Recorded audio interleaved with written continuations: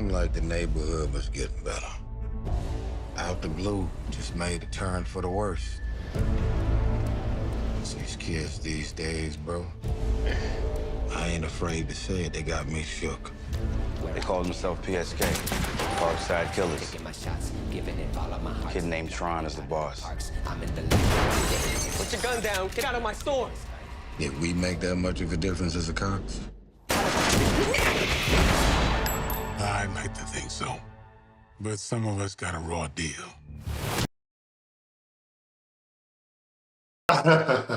Actually, there was 4 directors on that set. They just didn't know. It's all a collaborative thing, you know. Very collaborative, yeah. I mean, Right. nowadays it's like, you know, we come with our, you know, so I mean, actually, directors have to take a lot of direction from the actors a lot of times because Right. we're the ones that have to live in the characters, right? So a good director gets out of the way, especially if somebody's been doing it for a long time, like myself, like Tyrese, like Isaiah. So it's really this collaborative thing that really kind of reigns supreme.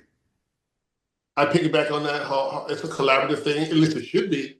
Always the director, you know, you have to follow your direction. But a good director would know, okay, we read the script, you hired us to do our job, let's do it. If there's something you want to adjust, let's do another take, maybe another take, and then we move on, right?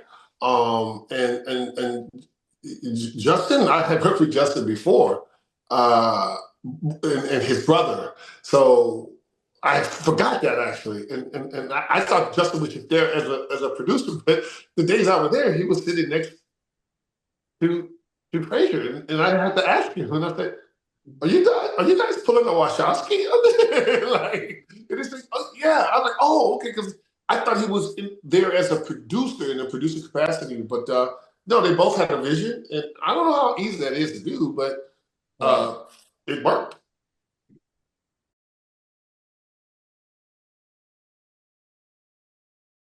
The contemporary nature of it and the reality and the authenticity of it. Things change. And one of the things, if you do it authentically, there's going to be a twist on what's been in the conventional status. Right. So, yeah, there's always been gang violence and things like that, but it changes. You know, now you've got younger people like, you know, the Chicagos and places like that. You've got kids, really young kids who are like wielding like guns and things like that there never has been before. And so this movie represents that. So therein lies a change right there. You know, so so we really tried to make this very realistic and very rooted and very contemporary. Absolutely. What you probably don't know, at least in my mind, my character Ernie is a retired police officer as well. You know, we just didn't have time to really get into that, but that's the story that I created in my mind. I know these guys. Obviously, he doesn't have the relationship that Tyrese's character and he has, and that's fine. But clearly, he, you know, Ernie and Oscar had their own relationship of brothers in arms as well, which is just didn't need to get into all that right now. He's just Ernie, the barkeep that has a lot to say, you know, and provides the pinball machine that he's trying to beat. And that's just good character stuff, man. You don't need to know all the backstories of everyone, and it's an action movie. So, you know, the public will decide, do you want to see these characters again? I don't know. We don't know. We have to wait for the next 7 days and see what the results are, what the votes and the numbers, you know, or your review. But I felt it was very authentic. I felt the leadership was on the mark in terms of how we could show what strong, positive masculinity looks like, as opposed to toxic leadership or toxic masculinity, and community responsibility. You know, even if it's coming out in the form of what may look like vigilantism, there's some accountability and justice. And then when you set up, you know, enough accountability and justice in any community, anywhere in the world, and you let the bad guys know, hey, look, we know you're not going to stop doing bad things. You just got to stop doing bad things here.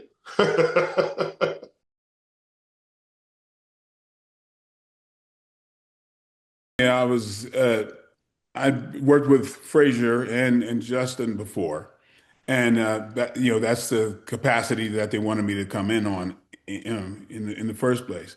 And you know, and the thing is, I want to come on and then really roll my sleeves up and really try to deliver the best type of film possible and with as much authenticity as possible, because I think that's what leads today. You have so many formulaic movies that doesn't scream of authenticity, and that's why I really fought. And to have people like Isaiah and Tyrese to really truly represent what we are as strong black men. As a young kid, I looked up to people like Jim Brown and Fred Williamson and Robert Hooks and Sidney Richard Poitier. Roundtree and Shaft. Yeah, Shaft. there were these men who were bigger than life, who represented something that I didn't really understand, but I knew I wanted to be like.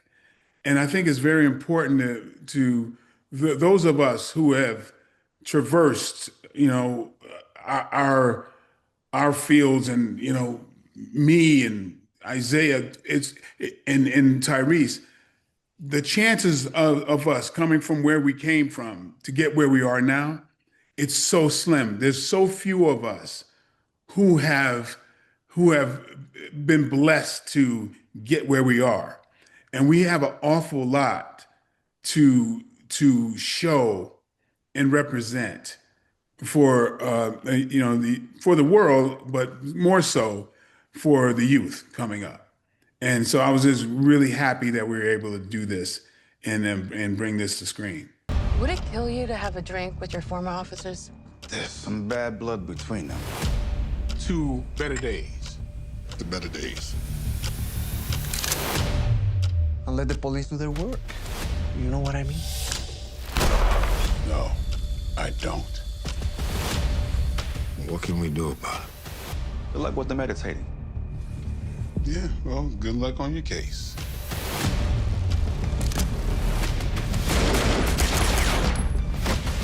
He's running out of places to hide. It's about being on the winning team. Don't make this any more complicated than it already is. It's too late now.